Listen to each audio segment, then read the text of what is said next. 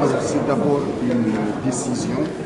du Conseil présidentiel de l'enseignement supérieur et de la recherche que le président avait prise, qui est la création du Centre national des œuvres universitaires et des centres régionaux des œuvres universitaires et sociales. Évidemment, c'est une nouvelle architecture harmonisée des œuvres sociales au niveau des établissements d'enseignement supérieur public. Nous avions jusqu'à présent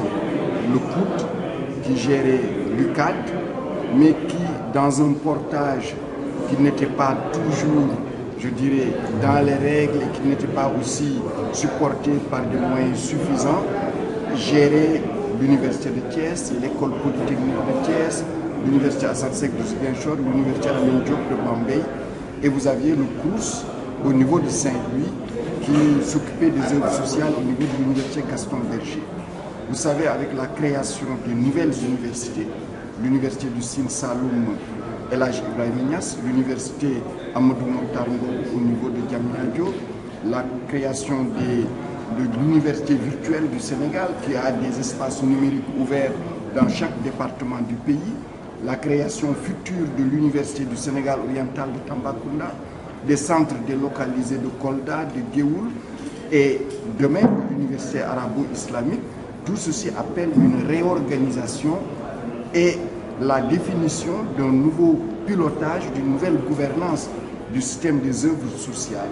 Et ce qui a été fait pour l'enseignement, puisque vous avez vu que c'est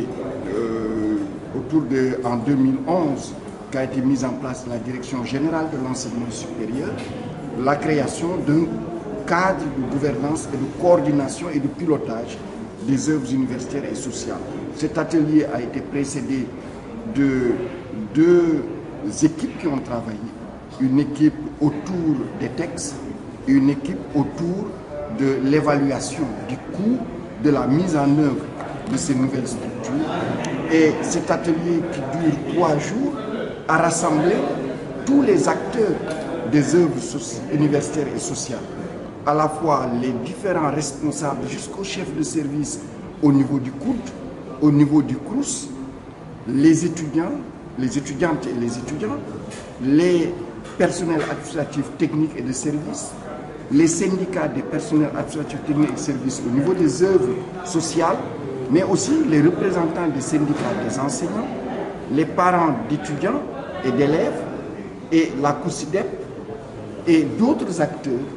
qui sont liés au bon fonctionnement des œuvres universitaires. Ils ont examiné les pré-rapports, ils sont constitués en atelier,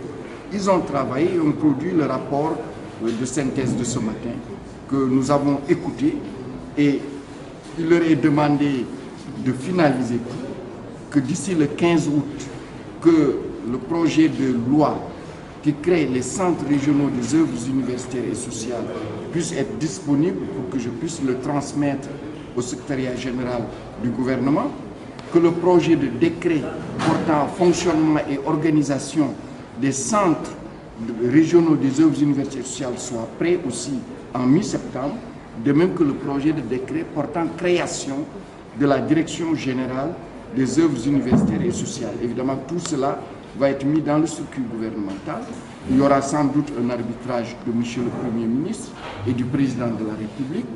Et ces textes, notre souhait, c'est qu'ils puissent être, pour ce qui concerne la loi, examinés lors du trimestre de la session budgétaire pour que, comme prévu, pour Bambey, Ziguinchor et Thiès, que le 1er janvier puisse coïncider avec l'installation des centres régionaux des œuvres universitaires et sociales.